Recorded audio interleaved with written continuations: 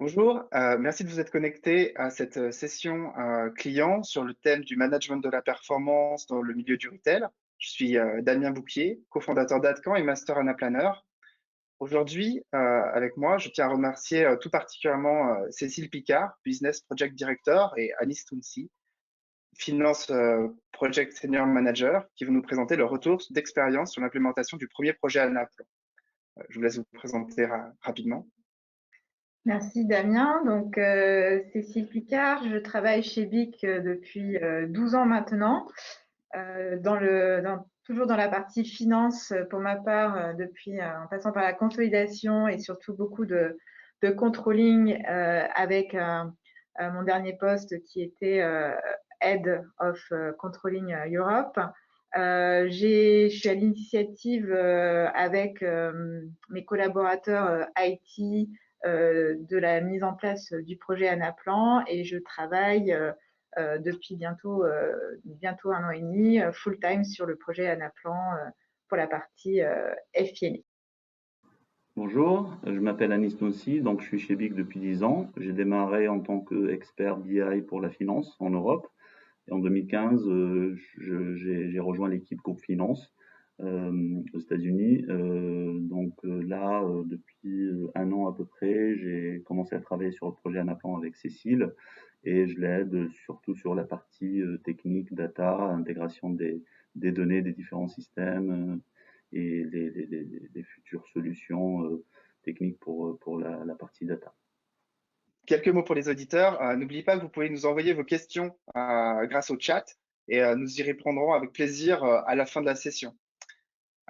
Cécile, Anis, tout d'abord, BIC est une marque présente dans la culture française depuis plusieurs générations, que ce soit le stylo BIC cristal, le briquet ou le rasoir. Peu de marques peuvent se vanter d'avoir autant de produits iconiques, mais vous qui avez une vision un peu plus complète de cette société, comment est-ce que vous nous présenteriez BIC? Donc, BIC, c'est une société qui a été créée il y a à peu près 75 ans par Marcel BIC, qui a développé avec une personne qui s'appelle Laszlo Biro la pointe BIC, donc la bille. Et c'est comme ça qu'est née la marque avec la sortie du premier stylo bille. Aujourd'hui, la société elle est spécialisée dans 3 branches particulièrement. La partie instruments d'écriture, qui est une des plus connues, les briquets également, ainsi que les rasoirs. Et le credo de la société reste toujours de créer des produits faciles à utiliser, de haute qualité, pérennes dans le temps et en lesquels les gens peuvent avoir confiance. Les produits sont vendus dans 160 pays aujourd'hui et chaque jour se vend à peu près 23-24 millions de produits. Donc, c'est quand même assez significatif. On connaît tous effectivement les produits iconiques comme le Big Crystal, le 4 couleurs, le briquet petit et le plus grand, etc. Ce sont des produits qui marquent les utilisateurs et la marque Bic est même utilisée comme presque un nom commun par beaucoup de personnes pour désigner un simple stylo au final. Le groupe en tant que tel, c'est aussi un 1,6 milliard d'euros de chiffre d'affaires et plus de 11 000 collaborateurs répartis dans le monde entier. Et ce qu'il faut savoir aussi, c'est que 92% des produits BIC sont fabriqués dans des usines qui appartiennent au groupe, avec notamment des productions faites beaucoup en Europe, Amérique latine, US et un petit peu en Afrique, mais essentiellement des usines qui appartiennent au groupe. Voilà. D'accord. Bon, on va commencer à parler plus du projet Anaplan en tant que tel. Alors, euh, finalement, quelle était la situation avant l'arrivée d'Anaplan? Quels étaient les challenges que vous rencontriez et qui ont nécessité justement de changer d'outil? Alors, la situation dans laquelle on se trouvait il y a à peu près 1 an et demi, avant la mise en place d'Anaplan, voire à peu près 2 ans, quand on a commencé un petit peu l'étude de la mise en place d'un nouvel outil. Chez BIC, on avait des rythmes de forecast assez soutenus, puisqu'on faisait 5 à 6 exercices de forecast par an. essentiellement en se basant sur des outils, à savoir Excel en majoritairement, et aussi une multiplicité d'outils que nous avons entre l'outil comptable, l'outil de reporting group et de consolidation, des outils de BI, de reporting de vente, etc. Et donc, il y avait une multiplicité de sources d'informations, de manque aussi de coordination, d'harmonisation de l'information, beaucoup de temps à passer sur de la réconciliation aussi de data entre les différents systèmes. Et puis depuis aussi 1 an, 2 ans, la société est entrée dans une phase de restructuration également, et donc de changement d'orientation stratégique. Et il nous a fallu commencer un petit peu à réfléchir à ce qu'on souhaitait faire au niveau de la fonction finance et comment on pouvait potentiellement améliorer nos capacités de forecast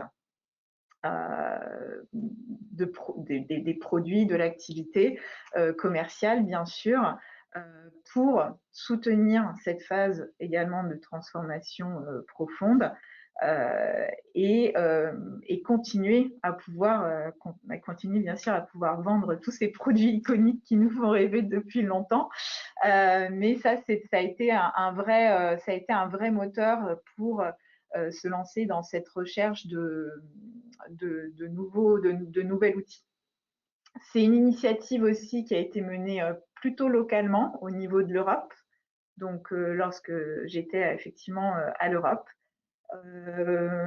puisqu'on a souhaité en fait voir un petit peu quels pouvaient être les outils disponibles sur le marché qui nous permettraient d'accompagner nos équipes locales, et donc vraiment chercher un outil orienté business et non pas un outil orienté groupe ou reporting, pour nous permettre de gagner en efficacité, de diminuer tout ce qui était tous les points un peu difficiles, rugueux qu'on avait dans notre vie de tous les jours, notamment au niveau de toutes ces réconciliations d'informations, d'utilisation de multiples systèmes, etc. Et de pouvoir être plus rapide, gagner du temps aussi également sur la phase de forecast, pour pouvoir faire ces 5 à 6 forecasts à l'année de façon plus sécurisée.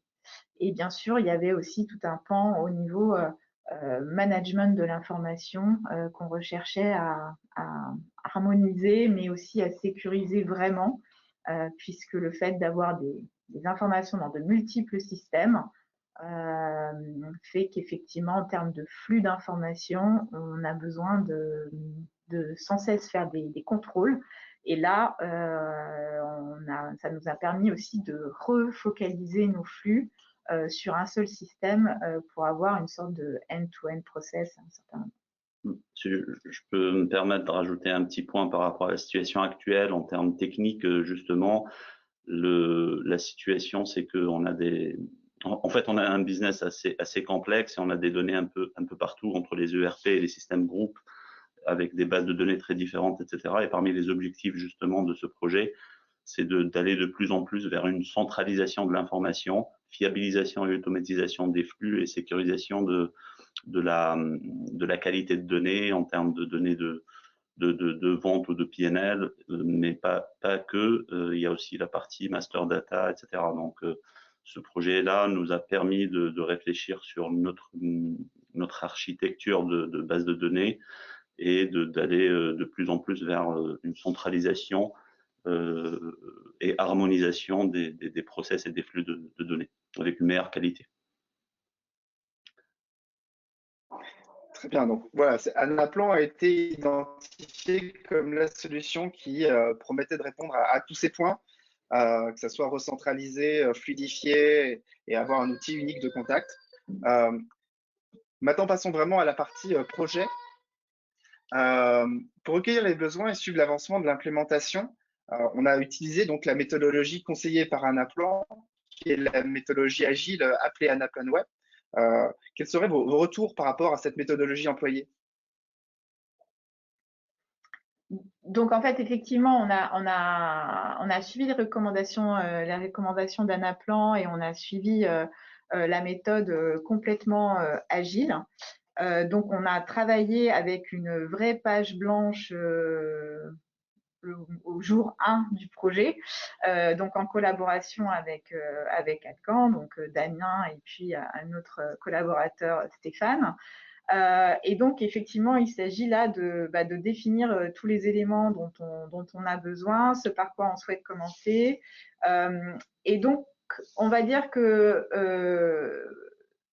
pour moi, si je devais revenir sur cette expérience, avec le recul, je pense que j'irais vers peut-être quelque chose d'un petit peu plus semi-agile, en définissant, on va dire, un cahier des charges un petit peu plus précis au départ, qui nous aurait peut-être permis de cadrer certains éléments, notamment au niveau de la gestion de l'information, dès le départ, pour peut-être anticiper certains choix stratégiques qu'on a fait un peu plus tard dans le projet, qui nous a demandé des modifications par la suite, mais qui n'ont pas été, on va dire, ça n'a pas été quelque chose, un réel problème. C'est-à-dire qu'on l'a fait, on avait le temps pour le faire, donc on a réussi à le manager et ça a été, aujourd'hui, la solution fonctionne très bien.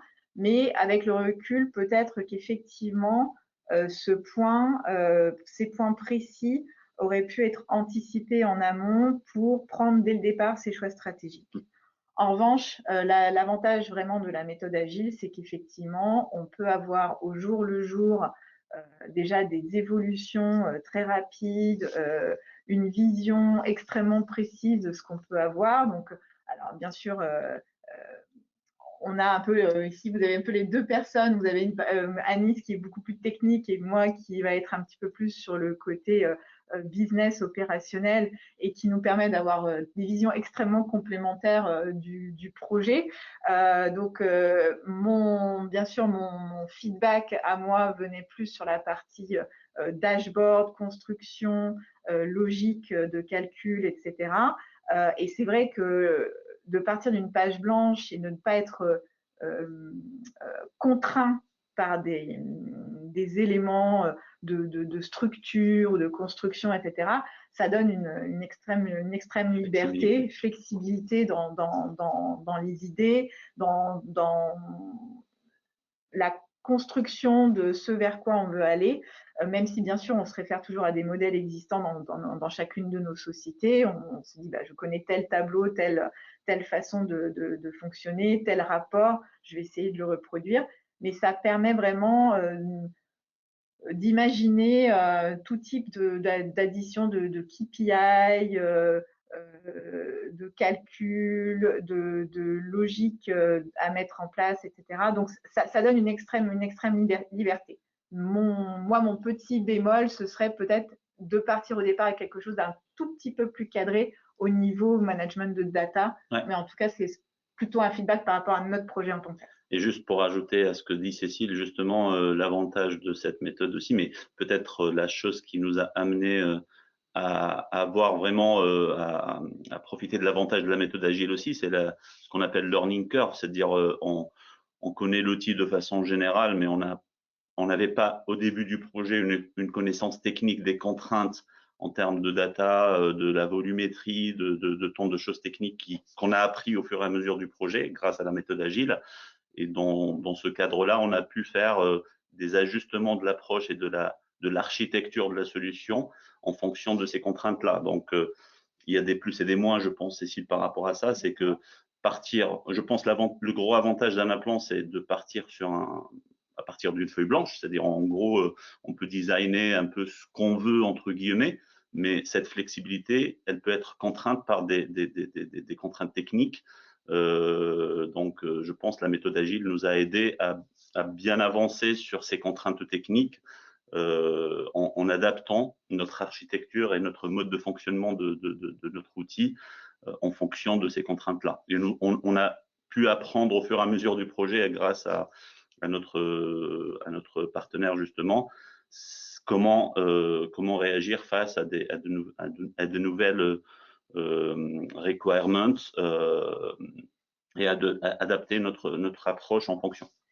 Oui, et j'ajouterais qu'en fait, voilà, vraiment, j'insiste sur le fait que pour moi, il s'agirait vraiment d'avoir quelque chose de plus cadré sur ce côté data, parce que le fait de ne pas avoir un cahier des charges extrêmement formalisé sur je veux tel tableau et je veux exactement que ce tableau fasse cette logique et fonctionne de cette façon, on ne se retrouve pas contraint justement avec des choses très prédéfinies qui parfois nous amènent peut-être à un résultat qui n'est pas celui attendu parce que pour x, y raison, le système ne va pas pouvoir fonctionner de cette façon.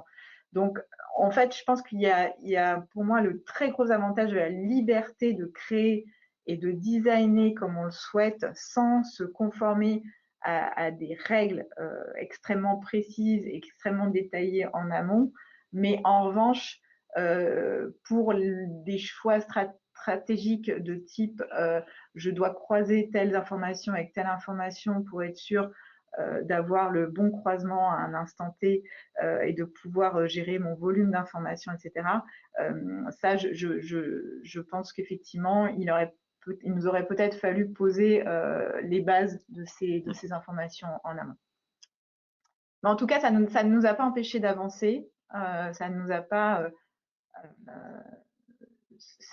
voilà, ça fait partie des décisions dans un projet qu'on a besoin de faire en connaissance de cause, mais ça nous a pas fait remettre en cause le projet en aucune façon. Il a simplement fallu se mettre dans une optique un petit peu différente et du coup adapter aussi notre façon de créer les tableaux dans le futur. Voilà, je crois que vous avez bien mis en avant les principaux avantages de cette méthode, et notamment le fait que quand il y a quelque chose qui arrive et il y a peut-être quelque chose qui n'est pas forcément compris, bah, c'est quelque chose qui est identifié très vite grâce à la fréquence des cycles et au fait que l'on présente très rapidement les produits finis, des incréments d'implémentation. Et donc, on est capable d'avoir très vite un retour qui permet de recadrer le projet et de pointer les incohérences, de pointer potentiellement les problématiques, qu'elles soient techniques, fonctionnelles, métiers, et de vite mettre le doigt dessus pour trouver une solution et ne pas partir dans ce qu'on appelle un effet tunnel, potentiellement de plusieurs mois, où on s'aperçoit à la fin du projet que bah, finalement le besoin n'est pas répondu. Je trouve que ça, c'est vraiment si je peux le dire, une des forces de cette méthodologie. Et un des autres aspects, c'est justement qu'on apprend à très vite se connaître, vous à connaître la technologie, nous à connaître mieux le contexte BIC, quelque chose qui aurait pu être très long à faire si on avait vraiment voulu avoir tous les documents formalisés de façon précise dès le départ. Je trouve que c'est vraiment très, très pratique d'avoir cette méthodologie. Puis un des autres aspects, c'est le fait que, bah, par exemple, Cécile, tu as pu monter en compétence assez vite sur l'aspect dashboard et que finalement, ça t'a permis d'intervenir de façon plus pertinente sur le projet en lui-même, en sachant exactement ce qui était possible et ce qui potentiellement pouvait être plus compliqué. Et je pense qu'aujourd'hui, l'état de l'application, elle doit beaucoup à justement ton implication dans la réalisation de ces éléments, des interfaces homme-machine. Euh, et ben voilà, sur l'aspect méthodologie. J'ajouterais juste un petit point aussi là-dessus, c'est, je pense qu'il y a aussi un point clé qui est bah, la qualité de la relation avec l'intégrateur. Donc, je pense qu'avec Adcan, ça s'est bien passé. Et aussi le fait d'avoir donc Stéphane, ton collaborateur Damien, qui avait aussi travaillé dans la finance dans le passé, qui fait qu'un background quand même business est toujours aussi intéressant dans ce type de projet, puisque ça permet aussi de faire le lien, on va dire, intellectuel entre guillemets, hein, peut-être plus facilement entre la demande du client qui va peut-être faire de mon côté en tout cas, qui n'est pas tout ce background technique, qui va faire une demande très orientée business et de la traduire d'un côté, d'un point de vue technique aussi, puisque bah, derrière les dashboards qu'on crée, il y a quand même beaucoup d'éléments de formule, beaucoup de choses à savoir. Et donc ça, c'est un point aussi qui est assez important et que je tiens à souligner parce que je pense que ça aide beaucoup aussi d'avoir ce type de profil pour travailler et que ça fait partie aussi des succès du projet. Oui, c'est une spécificité des projets Anaplan, c'est vraiment d'avoir je veux dire, un barycentre qui est beaucoup plus proche du métier que des aspects purement techniques. Et en effet, c'est très important. Ça a été important pour vous et c'est important pour nous d'avoir des gens qui sont qualifiés en termes métier, en termes business, qu'elle soit dans les FP&A ou dans la supply chain ou dans les autres domaines, pour parler le même langage que le client. Voilà, ce qui est peut-être moins le cas de gens qui sont peut-être très techniques comme moi et qui n'ont peut-être pas cette même expérience. Très bien. Outre la méthodologie, il y a quelque chose qui a été particulièrement important chez vous et les sponsors du projet ont beaucoup insisté sur ce point, c'est l'importance de l'accompagnement au changement. Euh, Point qui regroupe information, formation, participation à la conception des utilisateurs finaux. Euh, Justement, peut-être pouvez-vous décrire comment est-ce que ça s'est passé chez BIC, en particulier sur ce projet. Donc chez BIC, on avait effectivement un gros challenge au niveau de la conduite du changement. Par le passé, tous les outils, on va dire qu'on peut appeler communs à tous les continents pour faire du reporting financier, etc., avaient été mis en place par la finance du groupe avec des accompagnements bien sûr faits à l'époque, mais on n'avait jamais fait un outil qui était peut-être très orienté, on va dire, utilisateur local et moins reporting, on va dire. Donc là, on a vraiment souhaité se focaliser sur créer un outil qui n'était pas qu'un outil justement pour répondre aux besoins du groupe, mais qui était un outil qui allait aider l'utilisateur local, donc la personne qui fait le forecast au départ dans une filiale avec son general manager, avec son responsable des ventes, son responsable marketing, etc. Et comment on pouvait lui donner un outil flexible, fiable, automatisé au maximum du possible, qui contient des calculs prédéfinis pour un certain nombre de choses et qui, lui, allait lui faire gagner du temps, de l'efficacité, de la fiabilité et puis du temps aussi par rapport à tout un raisonnement de calcul de façon générale. Donc nous, on a déjà commencé par impliquer énormément les utilisateurs locaux en définissant un pool de key users par continent. Et on a aussi impliqué les directeurs financiers des continents pour vraiment pour que les gens s'approprient le projet et que ce soit pas juste un nouvel outil qu'on impose à tout le monde par-dessus tous les autres outils qu'on pouvait avoir. Donc il fallait que les gens soient impliqués pour aussi communiquer sur l'outil de façon positive, si possible. Et donc vraiment se sentent, se l'approprient avec cette orientation business. On a fait beaucoup de workshops par continent au départ pour définir les besoins, pour essayer d'orienter justement le design que j'ai centralisé de mon côté, mais je me suis beaucoup appuyée quand même des feedbacks de mes collaborateurs en continent pour pouvoir faire ces designs et savoir où est-ce qu'on souhaitait aller, quel était le degré de granularité qu'on souhaitait avoir, comment on souhaitait faire de la calendarisation, de la mensualisation, comment on souhaitait faire certains calculs prédéfinis, certaines allocations par produit, par compte, etc. Donc, je me suis beaucoup appuyée sur ce qui existait aussi localement parfois, parce qu'il y a beaucoup d'initiatives locales qui s'étaient créées de façon totalement, on va dire, individuelle et confidentielle, mais dans lesquelles il y avait des bonnes choses à prendre. Donc, il y a eu beaucoup on a essayé aussi de partager, de comprendre comment les gens travaillaient aujourd'hui. On a fait un cycle d'UAT assez poussé avec, je crois qu'on avait 130, 140 tests à faire à nos key users qui ont réalisé tous ces tests. D'ailleurs, on avait défini, on a même utilisé Anaplan pour définir tous ces tests et pour faire le follow-up de la de la validation ou non des UAT. Donc ça a été hyper apprécié parce que c'était très pratique.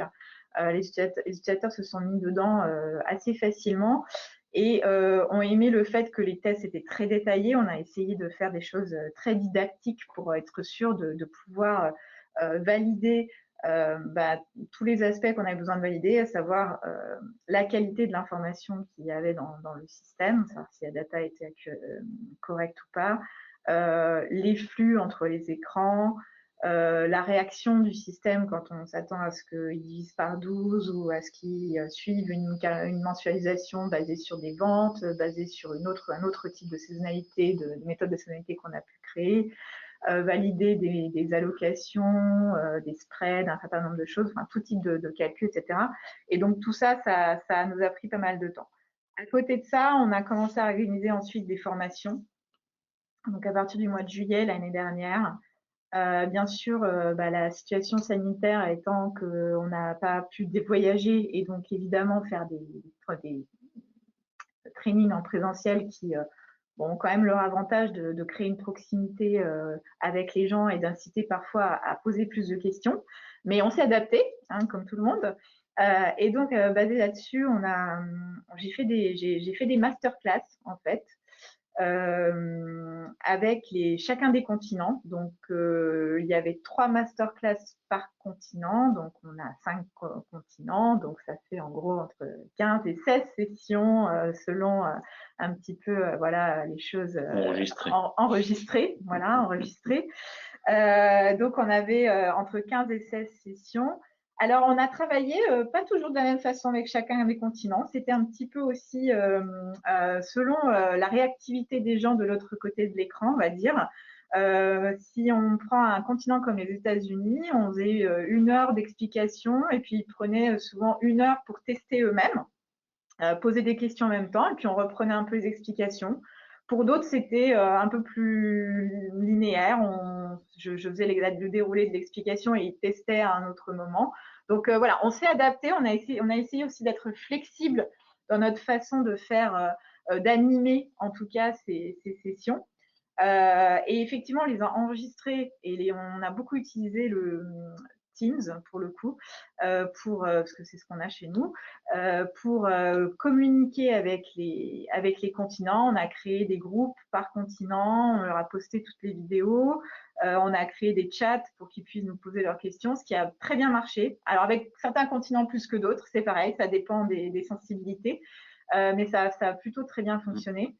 Et évidemment, on a fait une documentation assez détaillée de chacun des écrans, de l'objectif derrière chacun des écrans, de ce qui pouvait être réalisé.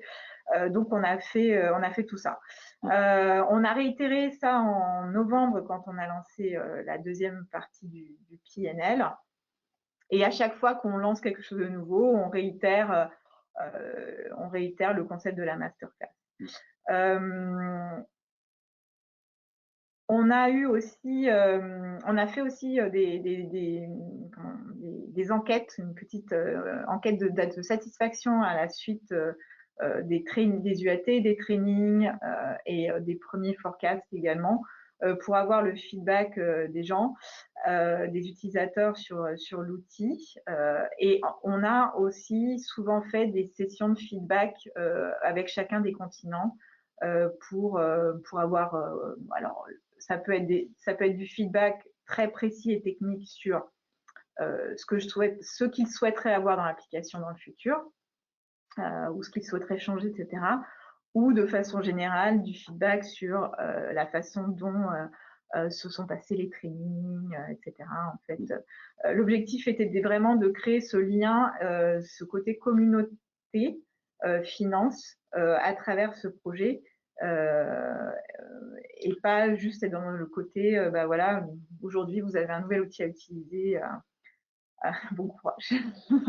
Juste un petit point peut-être important dans cette conduite de changement, etc., c'est que tous les deux, que ce soit Cécile qui a fait de l'expatriation aussi, elle a puisqu'on est dans un contexte multiculturel, hein, on travaille avec des gens un peu partout dans le monde, et c'est important d'avoir une équipe projet qui a, Cécile, comme j'ai dit, elle a fait de l'expatriation en Europe.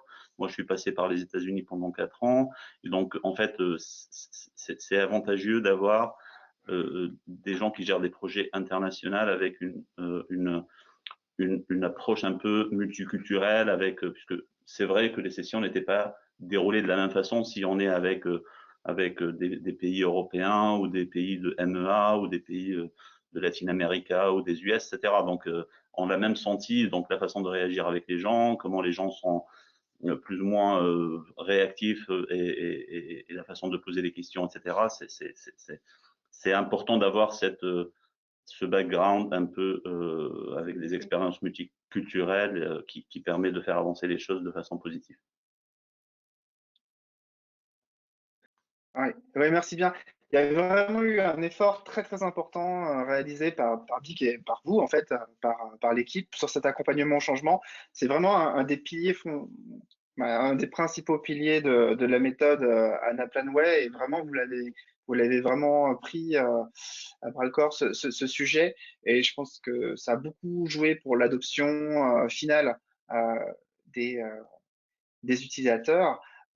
C'est vraiment quelque chose qui peut être un différenciant. On peut avoir des projets qui sont gagnés lors de l'accompagnement au changement ou perdus des fois. Et là, vraiment, il y a eu un travail colossal d'accompagnement, et ça explique beaucoup de choses, je pense. Justement, puisqu'on parle de ces utilisateurs, quelle a été finalement leur réception lors du vrai go live, lors du vrai déploiement de l'outil, puisqu'on sait qu'il y a eu plusieurs phases, mais bon, il y a eu un go live final. Ouais. Alors, le go live officiel, on va dire, était en novembre pour notre rolling forecast de novembre. En revanche, et toujours dans cette idée d'accompagnement et aussi, bien sûr, pour ne pas créer de problèmes dans la continuité des opérations et dans les dates de reporting, etc. Le rolling forecast de novembre n'était pas obligatoire sur l'outil. Il était, on va dire, recommandé. Mais on va dire que l'ancien outil qui nous servait pour faire du reporting dans le passé était encore disponible, et certains ont fait le choix de continuer avec cet outil pour le rolling forecast de novembre et de faire de la réplication dans un appelant pour voir le comportement de l'outil et s'assurer que la base était OK. En revanche, on a des continents qui se sont lancés dès le départ sur l'outil Rolling Forecast de novembre, notamment le continent européen. Et le premier forecast que nous avons fait, sur lequel tous les pays, donc worldwide, sont passés sur Anaplan, c'est le Rolling Forecast de janvier. Aujourd'hui, donc les feedbacks, on va dire, sont globalement positifs. On a un taux de satisfaction à 4,1 sur 5 d'après notre enquête de satisfaction. Donc, on considère quand même que c'est excellent compte tenu du fait que c'est un premier projet et que c'est le tout début du projet. Donc, il faut continuer et transformer l'essai, comme on dit. On a alors la satisfaction va être bien sûr différente et portée sur des points différents selon les continents, et cela dépend bien sûr de de la façon qu'avaient les continents de travailler dans le passé, et donc des outils qui étaient à leur disposition. Vous avez un continent comme les États-Unis qui avaient beaucoup de choses développées au niveau technique dans leur outil de comptabilité, qui leur permettait aussi de faire du forecast, et donc pour lesquels on va dire que l'apport d'Anaplan pour l'instant est un petit peu moindre que pour certains autres continents, puisque leur outil leur permettait déjà de faire de l'allocation, de la mensualisation, etc. Et donc, ils y trouvent bien sûr beaucoup d'ergonomie. Donc les points positifs qu'ils vont plutôt mettre en exergue vont être l'ergonomie, le côté user-friendly de l'outil, et ils y voient beaucoup les potentialités. Et donc, malgré tout, on considère que que le pari est gagné quand même, puisque même si aujourd'hui, peut-être en termes de temps gagné de leur côté, il y a peu de changements, ils sont quand même séduits par l'outil et ils voient ce qu'on va pouvoir en faire dans le futur. Donc, ils ont des attentes. Donc, on a créé de l'attente et ça, c'est quand même une bonne chose. Tout ce qui est, on va dire, plutôt Latine-América, Europe, NIA, etc. Là, on va être sur, je pense, des feedbacks plus positifs encore, là, pour le coup, avec des vrais gains de temps. On a eu quand même des commentaires extrêmement plaisants sur le fait que c'était le jour et la nuit par rapport à l'outil d'avant. Donc, ça fait quand même extrêmement plaisir. Il y a un point très clair sur la learning curve. Donc, voilà, il faut s'habituer à l'outil. Il faut comprendre comment l'outil fonctionne, puisque ça reste nouveau, malgré les UAT, malgré les tests et les trainings, etc. Quand on fait, quand on fait un cycle de forecast en condition du direct, on va dire, c'est pas la même chose que de le faire en mode test. Donc, il y a bien sûr cet apprentissage et l'intégration des réactions de l'outil, de ce qu'on doit faire, à quel moment, à quel niveau, quelle va être la logique et peut-être la séquence dans laquelle on doit aussi faire certaines actions. Et une fois que ça s'est intégré et qu'ils comprennent comment l'outil fonctionne, on comprend que effectivement pour eux, tout va beaucoup plus vite, qu'ils peuvent faire des changements extrêmement rapidement, qu'ils ont confiance en l'outil. Donc ça, c'était pour nous aussi un point assez important, parce qu'on avait quelques problèmes d'intégrité de data dans le passé dans certains outils. Donc là, on n'a pas du tout de feedback sur ce sujet-là, enfin de feedback négatif sur ce point-là. Donc ça veut dire aussi qu'ils ont confiance en l'outil. Et donc pour nous, c'est enfin voilà, on considère le pari gagné pour un premier lancement et un premier Wing Forecast, et donc il faut continuer sur cette lancée pour pouvoir développer tout ce qui est dans la prochaine phase, dans le pipe. Mais ça on a vraiment répondu aux attentes qui étaient ces pain points en termes d'activités qui prenaient énormément de temps à faire du data crunching, la data qui n'était pas l'intégrité de la data, les loads dans divers systèmes, les échanges d'informations, les flux, etc. Je pense qu'on a vraiment répondu à ça et c'était vraiment c'est de cette façon qu'on a réussi à gagner je pense, la confiance des utilisateurs sur le système. Il y avait un problème de stabilité avant sur un autre outil qui faisait que les données pouvaient potentiellement changer d'un jour sur l'autre, ce qui n'avait pas été forcément ce qui avait posé problème par rapport à l'outil précédent. Alors, donc on a parlé des avantages pour les utilisateurs, mais il y a aussi un avantage pour l'équipe centrale. Et donc, qu'est-ce qui pour vous a beaucoup changé avec l'implémentation d'Anaplan? Pour ce point, je pense en termes d'équipe centrale, le gros avantage, c'est que encore une fois, on a un outil qui est centralisé, c'est-à-dire en fait tout un PNL avec des niveaux de granularité différents selon le niveau du PNL par rapport à avant où on avait des outils différents selon là où on est dans le PNL. Donc, on a un outil qui permet d'avoir les ventes au niveau du produit fini, etc. Après, un reste du PNL à un niveau plus agrégé, etc.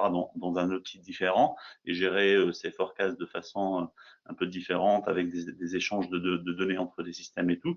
Aujourd'hui, l'avantage, c'est donc pour l'équipe centrale, on a tout le PNL dans un même outil avec un support plutôt plus simple, on va dire, à gérer, avec une réactivité en termes d'équipe centrale, de répondre aux questions, que ce soit fonctionnel ou technique, de façon plus simple, vu qu'on a un outil qui nous permet de voir tout dans dans un même outil.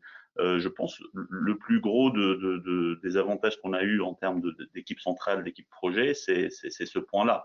C'est le fait de ne pas aller piocher un peu la data dans différents systèmes et d'avoir tout dans un même outil. Ça rend les choses beaucoup plus efficaces, beaucoup plus réactives. La réactivité en termes de support technico-fonctionnel est beaucoup mieux maîtrisée.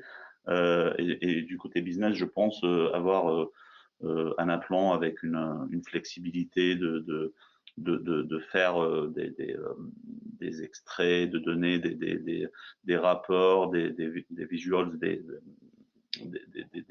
comment dirais-je, des graphiques, etc.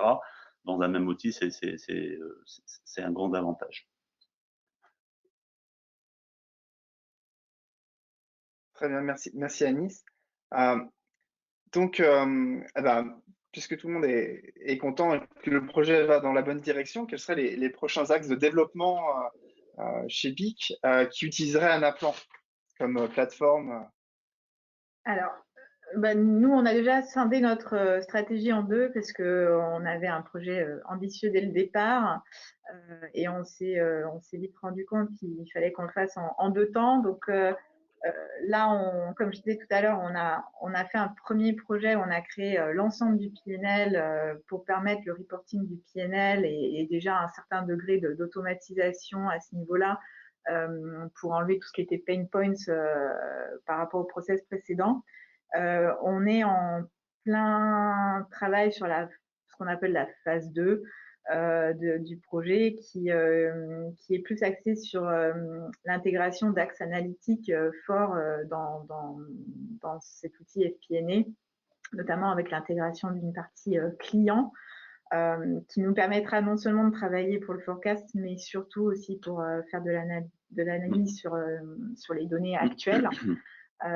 Et donc là, on élargit le projet à non seulement le côté FP&A, mais aussi vraiment le côté business analytique qui va nous permettre, qui devrait améliorer aussi la prise de décision derrière, les analyses stratégiques faites localement ou à des niveaux de granularité différents, etc. Donc ça, c'est vraiment notre phase 2. Après, on a d'autres, tu veux rajouter peut-être quelque chose à la phase 2? Juste, oui, sur la phase 2, c'est très important parce que, en fait, ce qu'on est en train de faire, la première phase, on l'a clôturée, c'est un outil qui est en place qui permet aux utilisateurs de faire leur forecast à un niveau de granularité ou avec des axes analytiques un peu, entre guillemets, limités aux données qu'on avait au niveau central, harmonisé partout, sauf qu'on n'avait pas toute l'information, incluant les clients, les canaux de distribution, etc.,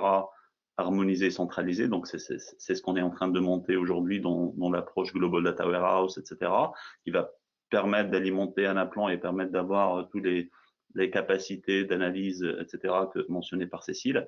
Au-delà de ça, ce projet-là va nous permettre aussi d'avancer sur un peu le long terme qui est le connected planning, et peut-être Cécile va vous donner un peu plus d'éléments là-dessus, mais l'idée, c'est d'avoir la base en termes de données qui permet déjà d'améliorer le forecasting finance et avoir plus de levier sur cet aspect-là, mais aussi d'interagir avec d'autres départements ou d'autres fonctions comme les fonctions de vente, RGM. Donc, il y a pas mal d'idées. Mais après, bien sûr, on travaille sur une roadmap et ça dépendra après de ce qu'on va faire avec nos futures phases de déploiement. Mais en fait, le travail de base est en cours et ça nous permettra justement d'ouvrir l'application et d'ouvrir les possibilités à atteindre des nouvelles fonctions et des nouvelles applications connectées tous ensemble, ce qui sera, je pense, génial pour tout le monde. C'est-à-dire, en gros, on arrêtera de fonctionner un peu en isolé, Silo, oui. Voilà, en silo. C'est plus tout est connecté ensemble et la base c'est la même. C'est-à-dire, c'est le travail de fond qu'on est en train de faire, c'est éliminer toutes les problématiques de réconciliation d'informations entre les différents systèmes. Donc ça ouvre vraiment les portes pour plein de choses. On est en train de travailler dessus, bien sûr, mais la base, c'est la data.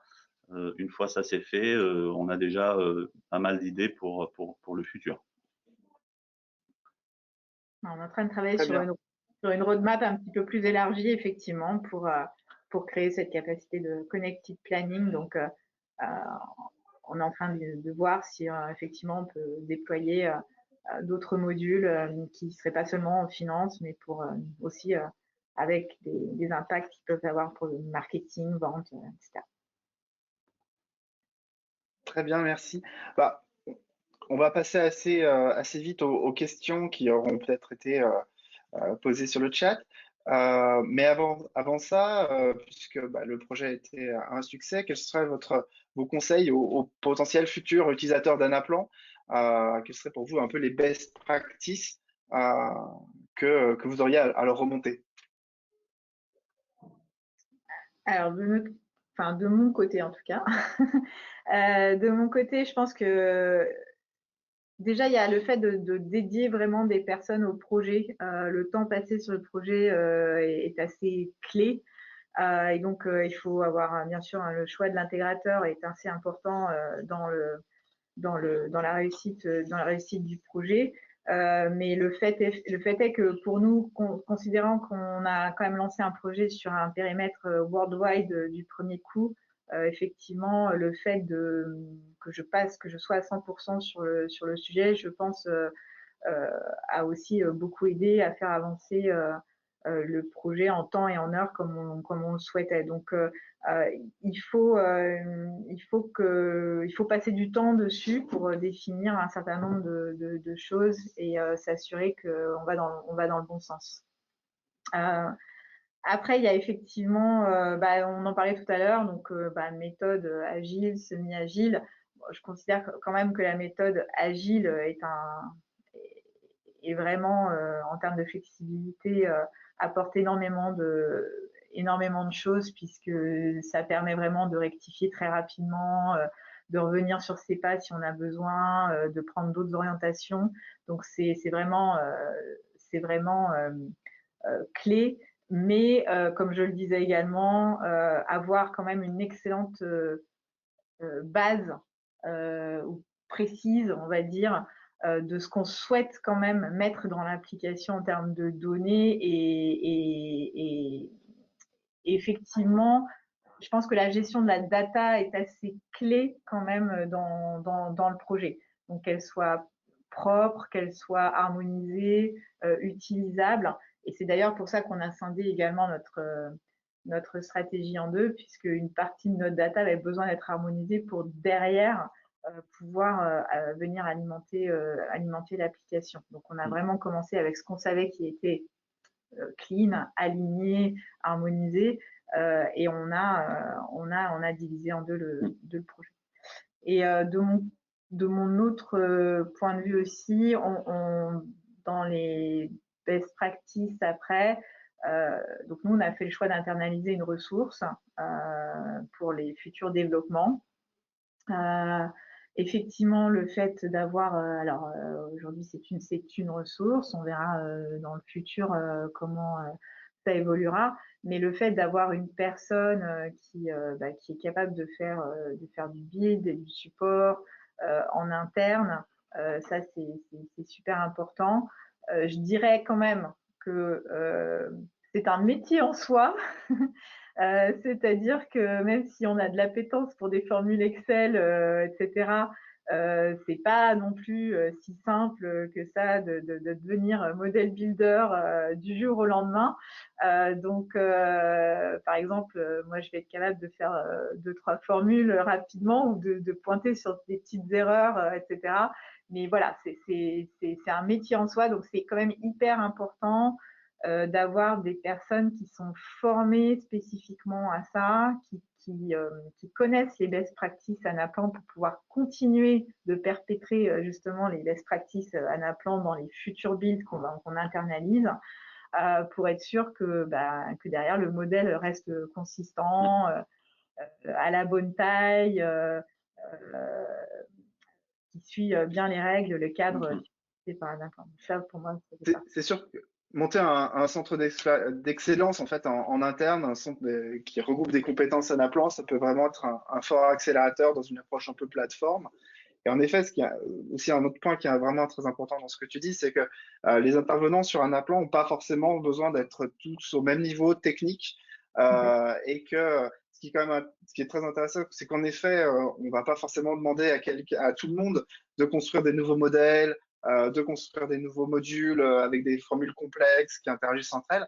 Par contre, ce qui est intéressant, c'est que pour sans doute un certain nombre de changements, tu évalues très bien la charge de travail associée, voire même certains, tu peux les faire toi-même, voire identifier les erreurs. Et rien que ça, c'est déjà un accélérateur fantastique par rapport à ce qu'on pourrait voir sur d'autres projets. Donc là, il y a vraiment que du bon dans ces conseils, je trouve.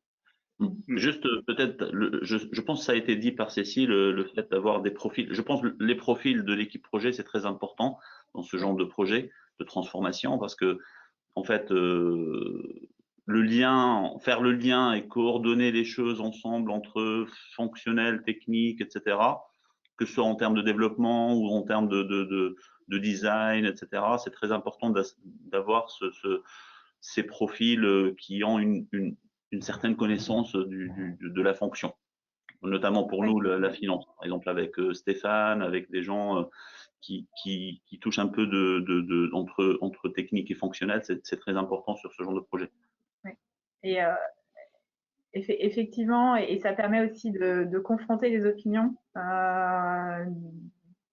et de parfois se recentrer sur l'objectif initial. Alors, bien sûr, il y a aussi les besoins de l'entreprise, les requirements dans l'entreprise, etc., sur lesquels on peut malheureusement pas passer. Mais il y a peut-être plusieurs façons d'arriver au résultat, et le fait est d'avoir plusieurs aussi parfois propositions, ou le fait de pouvoir discuter avec des gens qui comprennent bien la problématique, et ou aussi de se rattacher justement à ces utilisateurs locaux, ce pool d'utilisateurs locaux qu'on avait défini.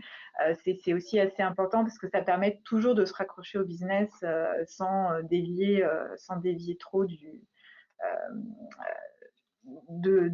l'objectif final. Parce qu'on peut avoir aussi tendance à se dire moi je ferais bien ça comme ça. Dans l'absolu, oui, mais c'est pas forcément ce que les gens attendent non plus. Donc c'est important aussi, et tout dépend bien sûr de l'utilisation finale qu'on souhaite faire de l'outil, mais comme on souhaitait vraiment avoir un outil orienté pour les utilisateurs locaux et business, on a vraiment essayé de se rattacher au maximum à leur feedback. Ouais. C'est vraiment, encore une fois, la force d'un outil aussi flexible qu'Anaplan est collaboratif. C'est-à-dire que vu qu'on a des incréments très fréquents, on peut très vite revenir dessus et surtout les partager avec plein de gens qui vont avoir des visions très différentes sur le projet, entre des gens qui sont tous les jours dessus, des gens qui ont une vision du besoin, mais aussi des gens qui finalement se connectent peu de temps, juste lors des formations, juste lors des parties d'accompagnement en changement, et qui peuvent faire des retours avec plus de recul. C'est vraiment quelque chose qui nous aura beaucoup aidé sur le projet. Oui, parce que le reste, après, c'est une page blanche, donc on construit ce qu'on veut. Alors, on aimerait toujours plus de fonctionnalités, hein, on est toujours gourmand sur certaines choses, mais bon, on est patient pour d'autres, c'est pas grave. Mais voilà, globalement, après, en fait, je pense qu'il faut avoir vraiment un objectif en tête précis de ce qu'on souhaite faire, et avoir les bonnes personnes, les bons centres d'excellence, les bonnes expertises autour de nous pour s'assurer du succès du projet. Très bien, très bien. Peut-être qu'on va laisser un tout petit peu de temps parce que pour les questions. Et voilà, je voulais vous remercier pour avoir participé à cette session, avoir ce retour sur notre projet. Et voilà, je pense qu'on va avoir pas mal de petits points à discuter. Oui. N'hésitez pas. Merci beaucoup. Merci.